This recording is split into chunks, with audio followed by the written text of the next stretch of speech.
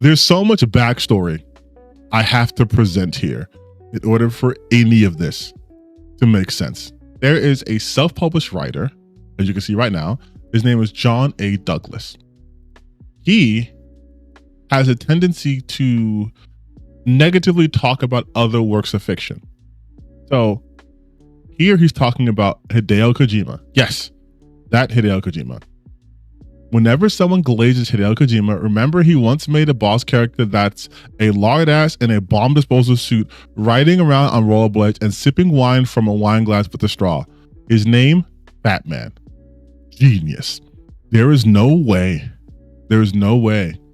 you can read that description to me and then show me the picture and it not be the fucking peakest character design. You've already lost your own argument, bro. Blicky in the right, in the left hand, with the wine glass on the right. Come on, and he's on rollerblades in a bomb disposal suit. Come on. There is no way. There's no way you look at this fit, you look at this character design and say it's anything other than heat. No way. Just can't be done.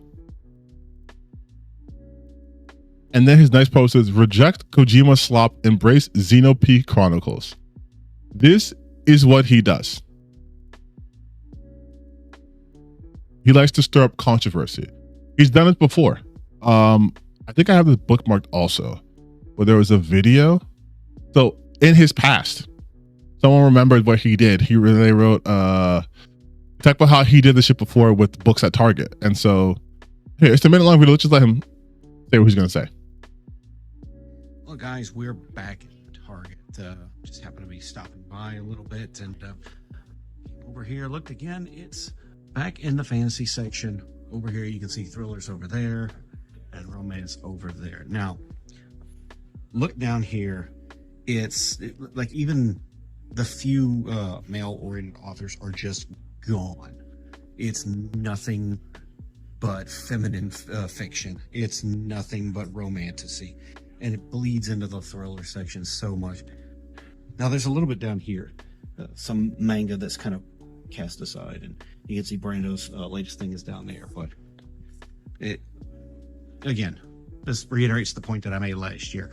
It's nothing but chick lit. It's nothing but chick fiction. It's just romantasy, hanging around and being labeled as the primary fantasy. There's nothing for guys to read. Nothing. Now, of course, anyone who knows anything about books can tell you that it's because the women are the ones reading the books. The romantasy is selling because women are reading it. Of course, not all women. Of course, not the demographic is not only women, but largely it's women who are reading this. So step your fantasy game up if you want more men fantasy, or more at least male characters fantasies. Brandon Sanderson can't be caring about himself, right? But don't worry, you guys. Don't worry, because men do write. John writes. And so, mind you, he was talking shit about Hideo Kojima and stuff too. And someone found his book and said, this thing got 13 million views, 7,000 likes, okay? This is how this guy's book starts. So let's read this together, okay? The Orc City smoldered, burned down in the wake of battle. The ground soaked in a knuckles depth of blood and ash. The savage cries of its defenders now silent, and still as its ruin was overseen by the architect of its very destruction. The Orc Wars were finally over. There's nothing more reviled than the Orc, said the Elvish King. Now. We'll get to the book. Now, you guys might not know this, because I don't really talk about it, but I've not published this. I'm still trying to find a way to get it edited, whatever. I've written before. And I've also did Dungeons and Dragons. I've DM before. I understand the writing process. I understand what is a first draft. I understand the excitement you get from doing your first D&D inspired fantasy novel and trying to find your own voice. I get that. I understand that. What I don't understand is how you can shit talk the fact that there's only books written by women for women in romancy, or you could talk about how Hideo Kojima's naming schemes are bad, and then you call your place the Orc City. Mind you, every use of the word orc is capitalized, but every other race is not.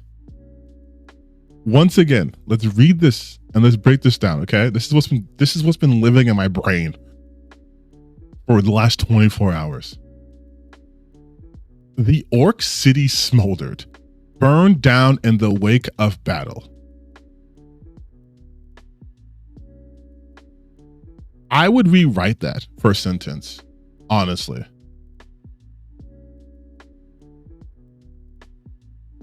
Like something along the lines of like, the wounds of battle will still evident by the smoldering buildings in the distance or across the vista or something like that. Set the scene more to where it's more of like a current experience, like someone's actually experiencing, not someone who's so far moved away from the action. And then for song descriptions go, it's the burned down in the wake of battle. Okay, but like, what's the city look like? The ground soaked in a knuckles depth of blood and ash. What is that description? What is a knuckles depth? Are you saying if I put a knuckle in like water, how deep it would go? Like, are you saying it is the level of, like, it's such a abstract way of measuring something that sounds a little bit too much like purple prose, like flowery language, trying to get too much in like the less analytical, literal, more like the figurative expressions of things, where it gets bogged down. Like, I don't know what you're trying to say. I don't know how deep a knuckles depth is, so it's weird to like use as a reference. The savage cries of its defenders, now silent and still, as its ruin was overseen by the architect of its very destruction. Now, I know what they're trying to say, because the next line is, well, other line is the Elvish King. So I would assume the Elfish. Wait, time out. Shouldn't this be the Elven King? Like Elfish, it sounds like it's approximating an elf. And here's like an elf. He's Elfish, right? Shouldn't it be Elven? But to say that it was overseen by the architect of its very destruction, if you've already set the groundwork for it being burnt down and stuff, you don't have to say architect of its very destruction. It's already destroyed. The savage cries of its defenders, now silent, also makes it seem like, and again, maybe this is what you want, that the elf king is bad, because you wouldn't describe it as the defenders of the cities, or of the city are now silent because the elf king killed them. That makes the elf king look bad. And then he's talking again about Hideo Kojima's labeling of things, like his word usage, how he calls things. You're calling it the Orc City and the Orc Wars, and then the Elvish King. This is Goblin Slayer level of naming shit. Goblin Slayer, warrior, paladin, healer. Like, these are classes. These are the titles to be held. What is the Orc City called? Because when you say the Orc City, you're also making it seem like we all have a shared vision of an Orc City. Like, if you would have said like the downtown area had been demolished, we as human beings living in the real world understand what a downtown typically looks like. You know, closely packed together buildings, lots of people there, some skyscrapers, like a skyline. Like, we get that. Nightlife happen. Like, we get that. We can suss out what that feels like. I have no reference for an Orc City.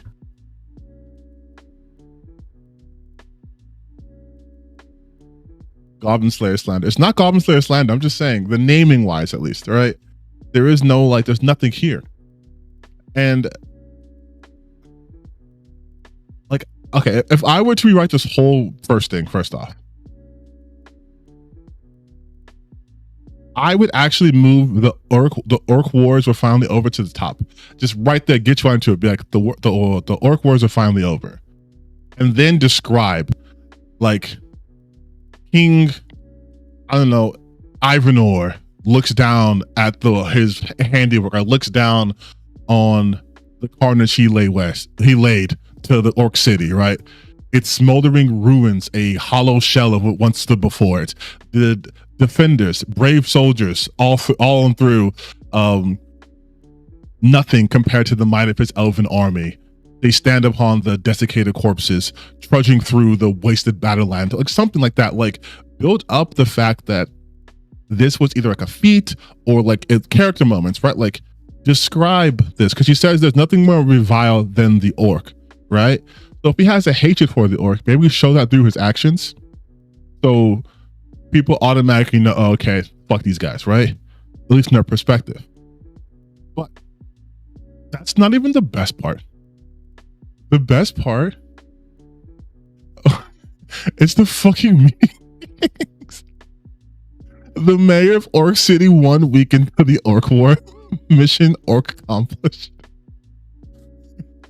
This is what's been making me lose my mind. These memes. I'm here in the ruins of Orc City. I don't know why I have my headphones on, like I can hear anything. This is the shit I'm talking. Oh my god. Oh, it's so. What's the other ones? Orc City is burning. I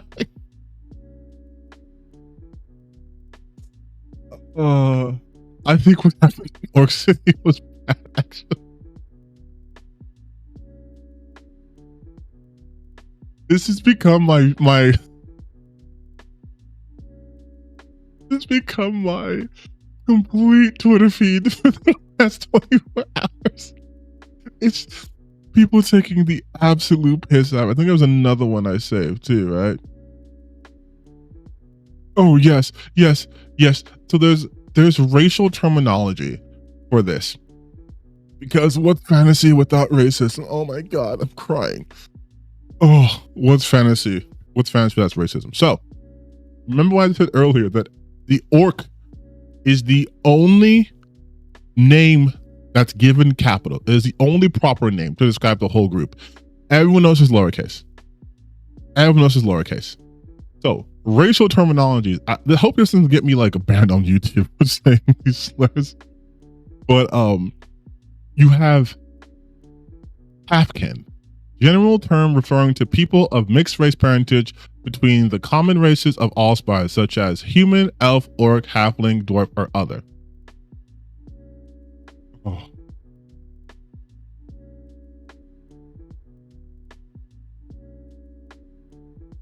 Orc-born, referring to those of half-kin nature with one orc parent. Okay, what does that mean exactly? So you have a racial terminology and then a sub-racial terminology for. Wouldn't orc-born just make it seem like their parents are orc, like they're actually orcs, right? Like, what the fuck is, okay, halfkin shouldn't even be, I don't think you need to define that, but halfkin shouldn't be such a general term, because if you have specific ones like orc-born, which means you have an orc parent and you're whatever, oh, you're orc-born, right? Then every single other race should have something like that. I don't know what they do for humans exactly, but yeah, like a half orc or something, like halfkins. Okay, you see orc-born, and then you have orc brat. Orc brat just sounds like a child orc, but it's a derogatory term for orc-born. Orc-born sounds more derogatory than orc brat.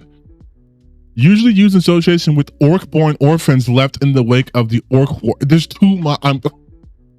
It's too much orc. It's too much orc.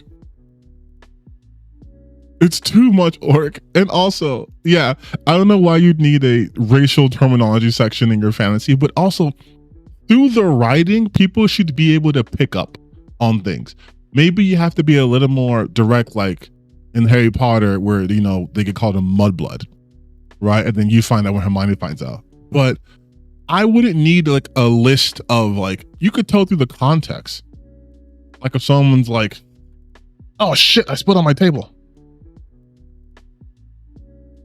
Hold on. Damn it. That wasn't a joke. Hold on. Thought my can was empty, and it wasn't empty. But like, I guess I was a little orc punched. But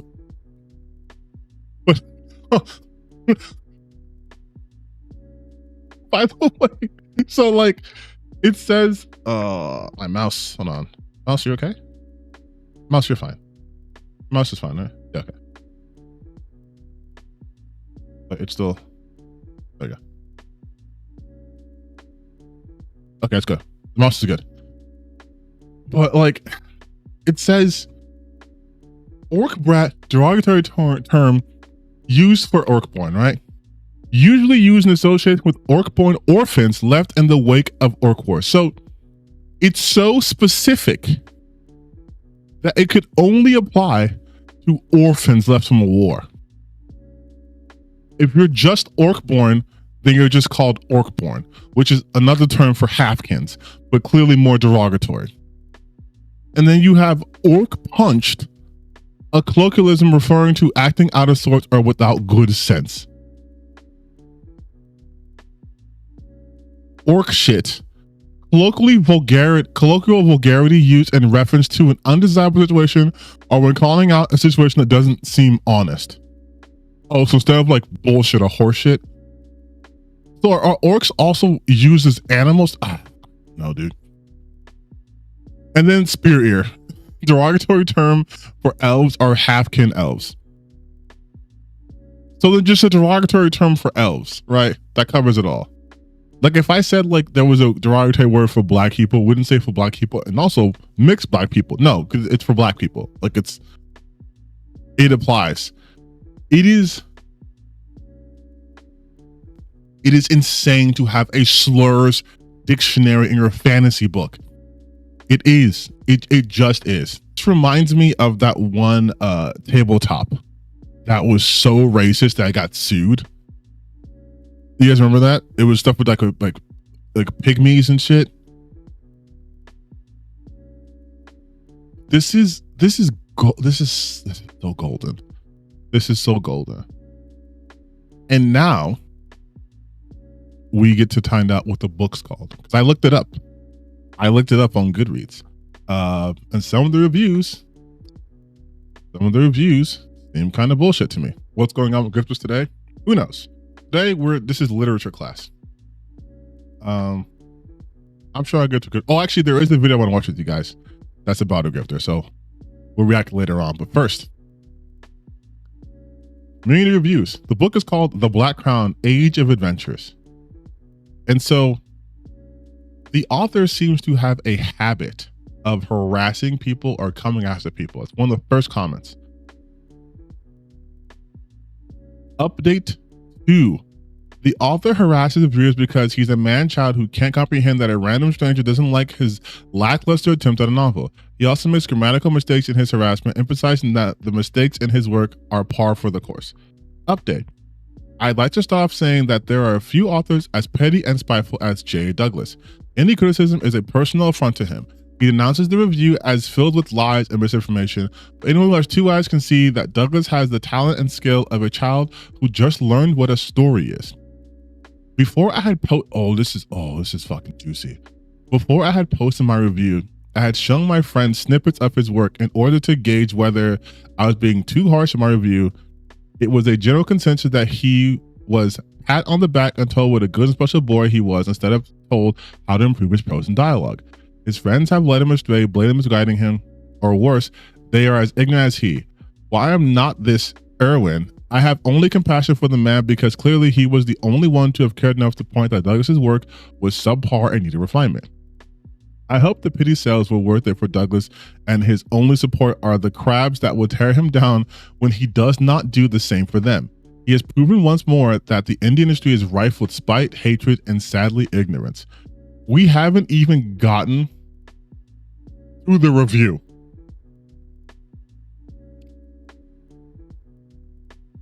There are a few indie voices prominent as J. Douglas, and high hopes were given in the wake of his crusade against traditional publishing.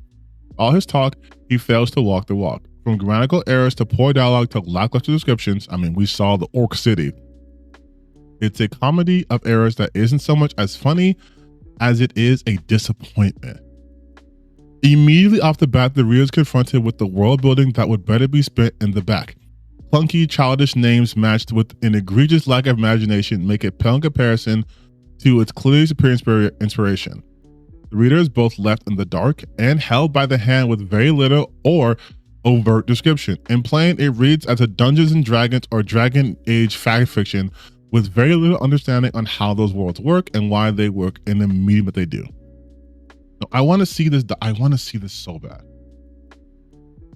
I want to see the dialogue. I want to see what they're talking about. I want to see the descriptions they're talking about, because holy shit. The prose itself is an afterthought of description and action, failing to inform the reader or of just who is talking, why they matter, and more importantly, why they should matter to the reader. The first chapter is a back and forth between characters that don't hold any weight and are used as exposition rather than storytelling. There lacks a significant catharsis, but more importantly, it avoids the most important rules of storytelling as though it was a plague. This person didn't like it. Apparently, there was an editor. Game of Thrones wannabe rather than Dragon Age wannabe. Jesus Christ. This isn't a love letter to epic fantasy. It's a suicide note. Did not finish. Bro. Am I gonna buy the book? I don't know. I didn't think about it, but the book's expensive for what it is, for this quality. It's like, what? Hold on, let me, like, look at that. If I use it on my Kindle Unlimited, it's included. So maybe I actually might. But you can't see the price on this because I have it covered. But it is $26.99 for hardcover, $18.99 for paperback. I'm not spending money on that. We're just not.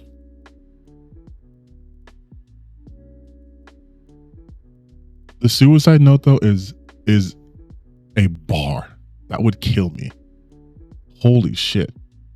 And then you have some of these reviews that seem like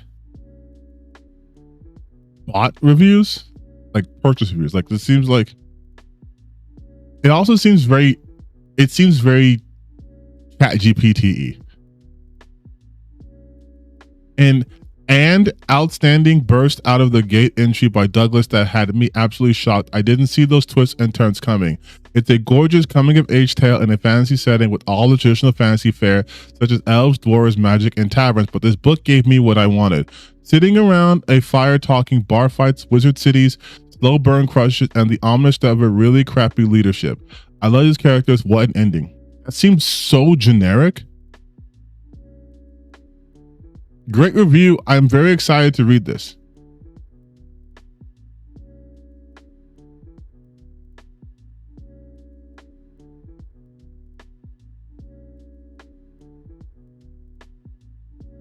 Wait, hold on. You absolutely must not do this. Hence my PSA. The prologue is not representative of the book's quality. This is a great book, and for the right reader, it will likely be a new favorite. But the prologue is atrocious, and I'm sure it will make many stop reading the sample 10% and never buy borrow. It made me drop it, and I caught myself lucky I picked it back up on a whim and stuck with it.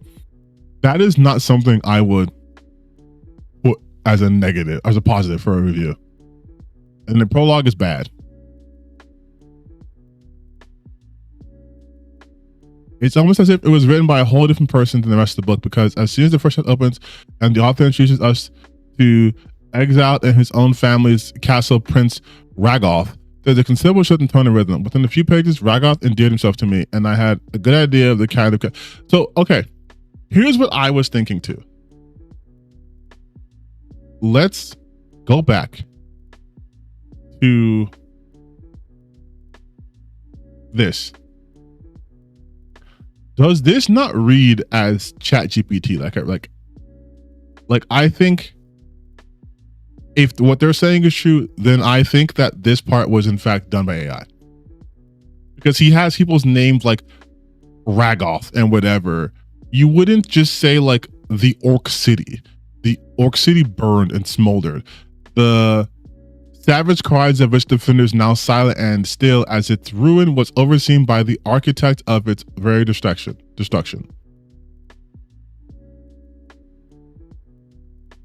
That's too confusing. So it's either this is written by AI or these are fucking like public voices, or these are fucking like bot reviews or something, because haven't enjoyed a fresh new fantasy read like this to such a degree in quite a while. John has created a rich and complex world, wonderful characters, and fascinating backstories that support a really engaging and fun adventure tale. Well written and super entertaining. Recommend. But there's nothing here. Like, at least this person talks about the actual book.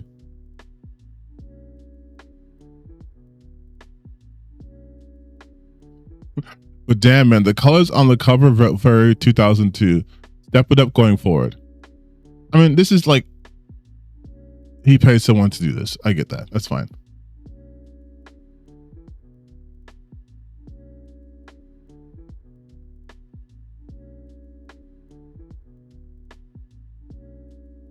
What's funny is that people are saying like this right here. One note, the first half or so was riddled with minor errors, most punctuation and missing words, small slips in spelling, grammar, etc. I pushed past them for the love of the story, though. I could understand if I was didn't. Then magically, the quality skyrocketed in the latter half. A few lingering errors remained, but hardly more than you'd catch in your average bestseller, and the writing kept me hooked to the end. So either this wasn't well edited, or there's like two different writers on this shit.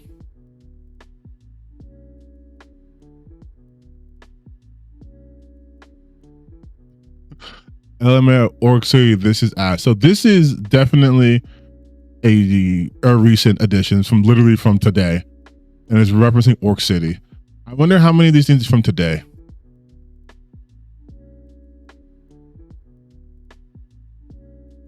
I gave it a fair shake, but this book is pretty rough shit by the story. It has a lot of grammar mistakes.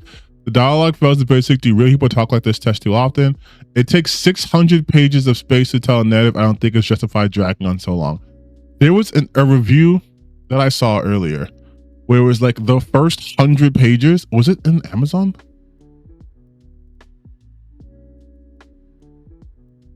They're like the first 100 pages were like whatever.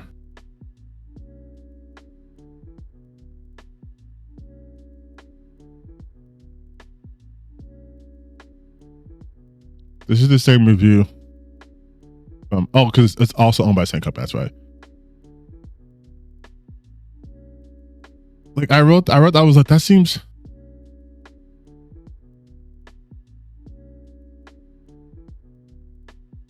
That seems like a lot.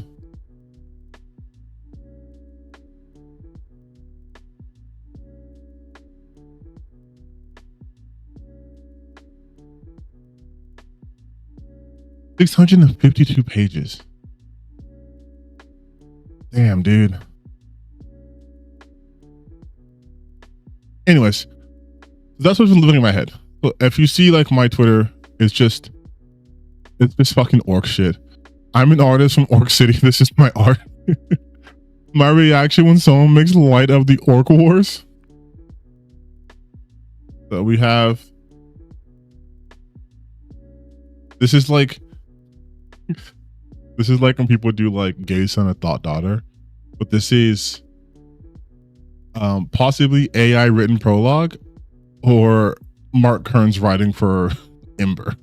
Gage Striders by Grumps. So this is Gage Striders by Grumps. Chapter 1, Contact. Kiri woke with a scream, his leg icy with pain. He gritted his teeth and stared over at the body in the snow, which was melting fast from the alien's decaying warmth. The snow phased from a solid into a wisp of acrid sulfur dioxide steam that made a screeching, icy sound. It looked like dry ice and stank like brimstone. He returned and gagged. The smashed Omniframe exosuit he piloted barely managed to mirror his actions, and the mech lurched with his gasping as Kiri flicked the air filtration units on high. I don't understand what this says. I'm not even trying to be funny here. This is the most confusing. Okay, first off, he woke up with a scream, his legs icy with pain. Okay. I don't understand what icy with pain is. Like,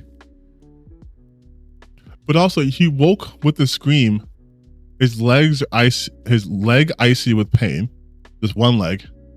He gritted his teeth and stared over at the body in the snow.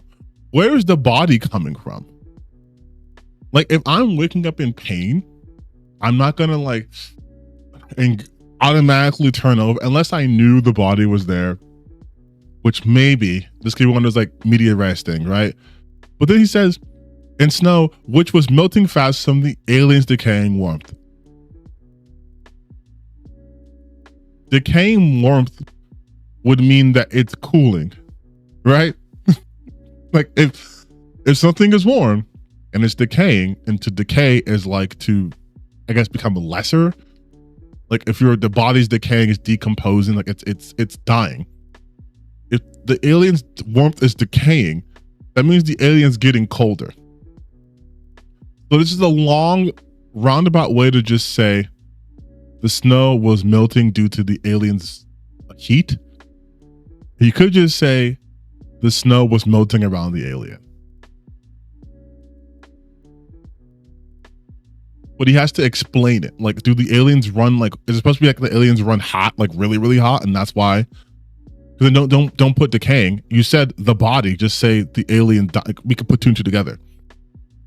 The weird part though, is the snow phased from a solid into wisp of acrid sulfur dioxide steam. So are you now trying to say that, like, what is it, the properties of the snow to do that, or the properties of the alien's decaying warmth? Also, how is it melting and now it's phasing? This is sublimation. Like, this isn't, because why would it be steaming? It sounds like I'm being nitpicky, but when I'm reading something, I like to visualize it. And the words are there to tell me the story, and you use descriptors to help me make that image. The thing is, you don't want to be so specific where you limit people's imaginations, because then you have to be overly descriptive, right? Like saying wisp of acrid sulfur dioxide steam. Now, you're saying it's acrid, so it's like, ugh, it smells like shit. But what is sulfur dioxide steam? What does that look like? What color is that? Right? Because the next sentence he just says, it looked like dry ice and stank like brimstone. You go from talking about acrid sulfur dioxide steam to dry ice and stank like brimstone, which I guess brimstone's not a real thing, but brimstone is often associated with the smell of sulfur dioxide. So he's effectively saying it smells like the same thing twice. Like, that's redundancy. And then what the hell is it? What's a screeching icy sound? What does that mean? And then just a hard pivot to the smashed Omniframe exosuit he piloted barely managed to mirror his actions. I'm sorry, he was in an exosuit this whole time, and the mech lurched with his gasping as Kyrie flicked the air pressure on. Okay, is the mech the exosuit? Because this doesn't read like that. This reads like he barely managed to pilot his thing, And then the mech lurched with his gasping as Kiri flicked. This seems like the mech is gasping. Like maybe the mech was the alien and he's gasping on the ground, dying. Could you say he was dead? And then Kiri is turning on its filtration units on high. Why would you have settings on air filtration? What? Why would I want to have high or low settings on air filtration? That's insane. Like I think this one is way better written than this, because what Grums is doing, his mistake that he's making, is he's trying to throw every definition at you at once. It's worse than like when characters do the, as you know, exposition, right?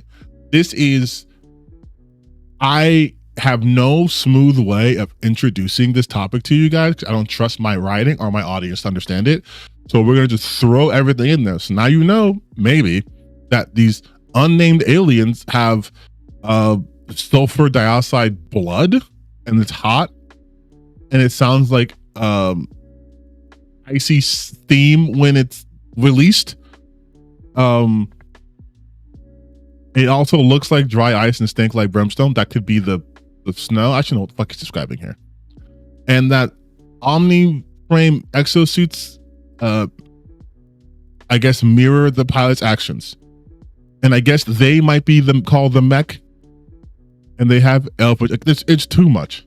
I would say, first and foremost, you want to, hi, welcome to the lit stream. Not lit as in super awesome, lit as in books and writing. When you're describing something, there are two ways to go about it.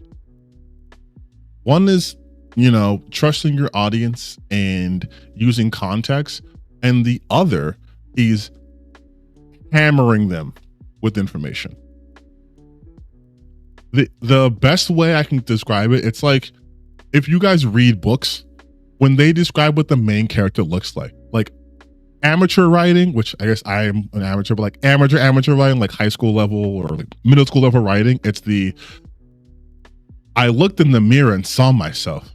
I love my blonde hair that goes down to my shoulders, but not more than I love my mother's eyes, or I love my eyes that I got from my mother, blue, like a summer sky. I put on my favorite shirt. It's like, that's too like, it's too amateurish and not natural. Like if you're looking at yourself in the mirror, maybe there's like an event happening that you have to look good for. Like you're like, oh, like David woke up late as always, but he couldn't afford to be late today. So when he got up, he ran past his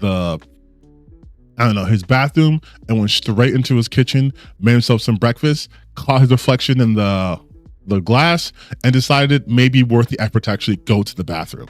David goes to the bathroom, takes a look at himself.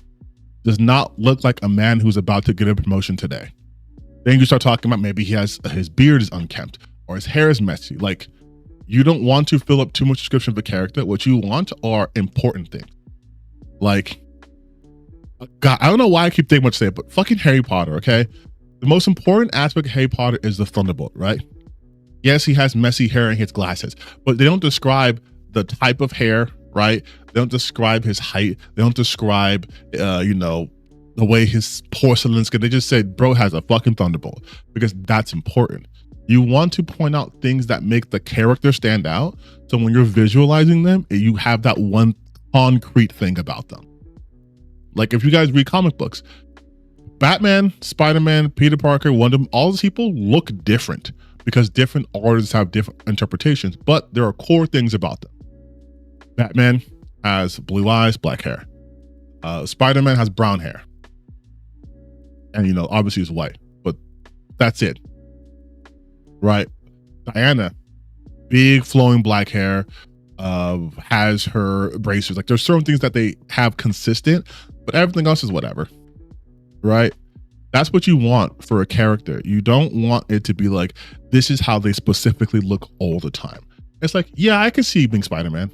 I can see you looking like Peter Parker. I can see you looking like Thor. I can see you looking like Captain America, because there's just certain things about them physically that make them stand out as main characters, but the main point to them is their personalities, who they are as people. What is your Harry Potter name? I don't have a Harry Potter name. I was never that deep into Harry Potter like that. So like when you see amateur over descriptive, yes. When you see things that are like overly descriptive, not necessarily bad, especially if you're like setting like in a fantasy, where we're talking about the setting, but you have to dole that out slowly. Like one thing that Brandon Sanderson does very well is makes you understand the setting without overwhelming you. Brandon Sanderson doesn't have like really strong prose. It's not his thing, right? Not saying he's a bad writer at all. He's literally like holding fantasy on his fucking shoulders right now. Like straight up fantasy, not romantasy. He's holding it. But like you can like Tolkien being over descriptive, that can lose people. So can being, not too over descriptive, just depending on what you want. But generally, you just want people to get an idea. When I was writing with my sister, I was like helping her write something, and she was describing this room, and she was looking at it in terms of film. She was looking at it in terms of, if I were to put this on screen. And I was like, that's cool, but that's not what you want in a book, because a book is not a movie. People can linger on words and paragraphs way longer than a camera does. So tell me what's important in here, right? Like, if I'm describing a room to you guys right now, let's do a little exercise. I'm describing a room to you right now, and I say, close your eyes. And I say, all right, you open this door and you hear the door creaking as you step onto the wooden floors. All around you is a rustic filled area. It seems very old. And there is a ragged carpet all on only one side of the room. It's oddly made, and on the left side of the room, it's completely devoid of anything. It almost looks like there's two different houses in one area. But in the center is a black mirror. I don't have to describe the roof, the kitchen, if there's even in one, right? Because I sort of threw descriptors out there. But it's rustic. It looks like it's two different rooms put together. One's devoid of anything. The other has all that shit, and then black mirror. I obviously want you to focus on two things. The fact that one room is devoid of everything while the other isn't, and a black mirror. Now, if I write an entire paragraph or two or three just talking about a chair, that better be the most important chair in the universe. That better be Chekhov's chair. I better get that chair referenced multiple times. Otherwise, you just wasted my time. It's sort of like in gaming when they try to advertise things like every character. What was that game? Final Fantasy 13 did this just randomly, where they were like, every NPC has their own backstory. Who gives a shit? Like, that's how I feel when Ubisoft was talking about, like, now you can have this technology where you can use AI to infinitely generate conversations. It's like, great. Who cares? Who cares? How does that help the story being told? If I'm going to this NPC and we're having an infinite conversation, how much of this information is going to guide me to my next quest marker? How much is just filler? It's such a bad use of that technology. If I'm telling a story, which games that have actors in it 99% of the time are telling a story, what benefit does it have me as a player to be like, I can talk to the barista for 27 hours and she'll never run out of dialogue? Cool, but she's only supposed to tell you to go down the street to meet up with like the newspaper guy. Why do you need to know that she has a dog that she's had for 3 years? Is the NPC going to become an important character? Is her having a dog going to play into this? Oh, it's not? Then it's just filler content. Which is why you have editors when it comes to books. You would edit that line out. It's not important.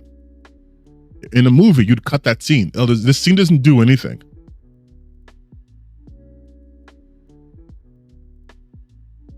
Exactly, though.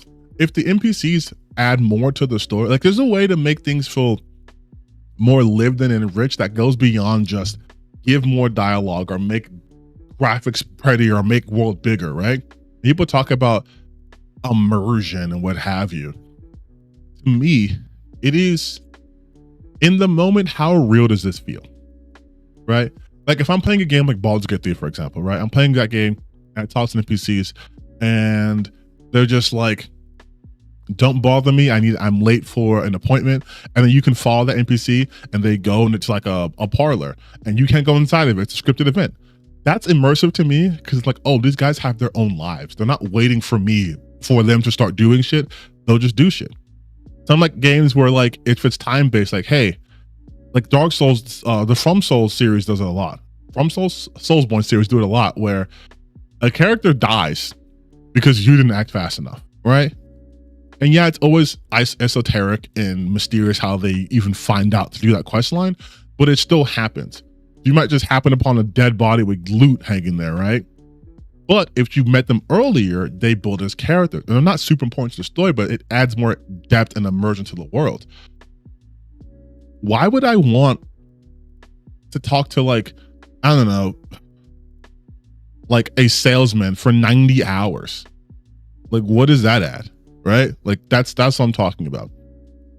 So even in writing, well, I shouldn't say even, especially in writing, the dialogue needs to do one of two things. Either move the plot forward or move characters forward. What I mean by that is, I think the first part is self-explanatory. If we're just talking like this, like I'm streaming for an hour, and all I do is talk about my shoe. Wow, my shoes are big, and I got them from here, and I wear them every day, and da da da da da da da da. What does that have to do with me talking about Orc City? Now, do I go on tangents? Yes, all the time. But I eventually get to the point, and I don't have an editor in real life. I can just go forever. But if I am writing a story, making a movie, whatever, I have to have dialogue that either furthers the story. Like me telling you, oh yeah, there's a sale going down over at the Nike store, we should head over there. That is to set up the next scene of us being at the Nike store, right? That progresses the story. Or if someone goes like, dude, didn't you already go last week? It's like, yeah, we have different shoes. Okay, cool. Now we're progressing the character. Now we know more about the person, right? I am a shoe collector. I am not, but in this fiction universe, I am. And that the person I'm talking to maybe is a little bit more conservative with their money. So you get characters out of that. If your dialogue doesn't do that, then it's worthless filler dialogue. So going back to the whole the Grum shit, like there's nothing here that tells you anything about the character, right? Granted, that might be in the next paragraph, but all you know is that it's a guy and he has leg pain. That's it. His reaction to the smell is not good, but that's a normal reaction to like something that stinks like brimstone. And same thing with this person's shit. There's nothing more revile than the orc, says the elfish king. It's like, okay, but like the book also described them as defenders of a city that was burned by you. Like there's no character here. There's things that happened. And the reason why I went all this detail, well, Orc City is funny, was because when we talk about video games, when we talk about good characters, bad characters, you often see people talking about it in terms of like, well, I like this character, I don't like this character. But they never really talk about the actual character. They talk about their feelings towards them. So like, for example, anytime there is a female character, the people, you know, the grifters, whatever, they automatically make an assessment of the character, not based on what the character actually says or does, but simply what they think the character will be. Perfect example, Intergalactic, the game that has not come out yet. They had already called Tati a lesbian space girl boss. Based off of the video, which is the only appearance she has, where she's fighting with her handler to take a mission that no one should take, and that's it. And they're like, oh, she's a lesbian girl boss. She's a lesbian girl boss because she's bald. And it's like, so nothing but the character. Nothing but the character. Oh, or more recently, Riri Williams. Right? How, mind you, I haven't finished the series yet, so. But even for episode 1, how you guys saw my video about these people listen to them, the Nux video and the Revy video I put together, right?